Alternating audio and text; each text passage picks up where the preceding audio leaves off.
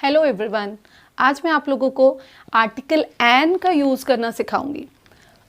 सबसे पहले तो एन कहाँ लगाते हैं? An countable, singular countable nouns के साथ लगाया जाता है और ऐसे वर्ड्स जो कि वॉवल्स यानी ए, ई, आई, ओ, यू से शुरू होते हैं उनके पहले हम एन लगाते हैं। लाइक एप्पल, ये ए से स्टार्ट होता है, इसके पहले हमने एन लगाया। Orange starting from O, it takes an with it. Similarly umbrella जो कि यू से शुरू होता है वो हमारा वोवल है, इसके पहले भी हमने एन लगाया। लेकिन कुछ इसके एक्सेप्शंस हैं, आज मैं आपको वो एक्सेप्शंस भी सिखाती हूँ। जैसे कि डैश यूरोपियन टीचर। अब आपको यहाँ पे कौन सा आर्टिकल लगाना है, ए या फिर एन?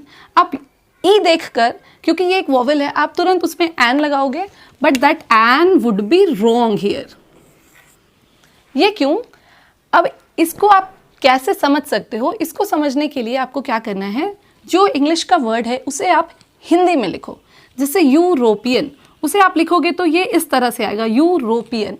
और ये शुरू हो रहा है, देखो आप, य से।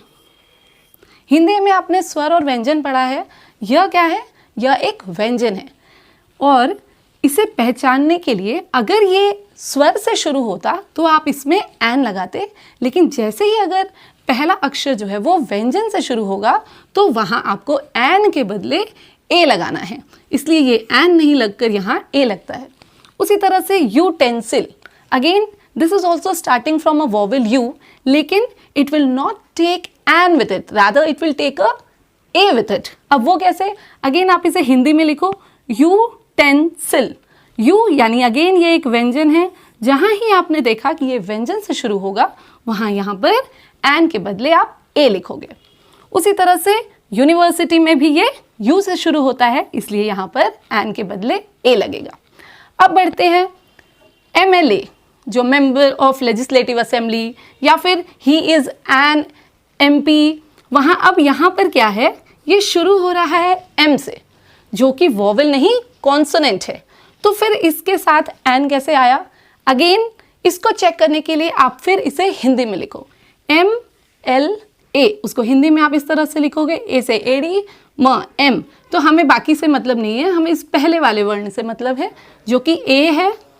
ए से एडी जो कि स्वर होता है, इसलिए यहाँ ए एम एल ए के बदले एन एम एल ए लगेगा। उसी तरह से M P, member of parliament, यहाँ पर भी इसे आप हिंदी में लिखो। ये शुरू हो रहा है ए से यानी स्वर से, again it will take an with it. उसके बाद आते हैं ऑनेस्ट, एच से शुरू हो रहा है, एच यानी which is a consonant, it should take a with it, but it takes an. Again कैसे? जब आप इसे हिंदी में लिखोगे, it will like, you will write it as O. ये ओ जो है वो अगेन एक स्वर से शुरू हो रहा है, आज से आम ये है, तो ये ए के बदले एन। यहाँ भी आर, एन आर, क्योंकि जब आप आर को लिखोगे तो आ से आम आपको दिख रहा है पहला वाला वर्ड, जो कि एक स्वर है, तो फिर ये अपने साथ ए नहीं एन अप्लाई करेगा।